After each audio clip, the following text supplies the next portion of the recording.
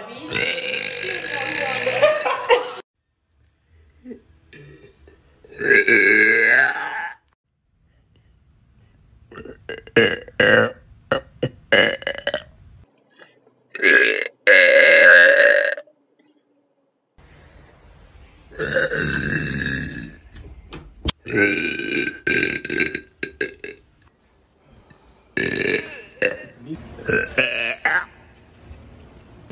how are you going to watch Stargate and get ready for it?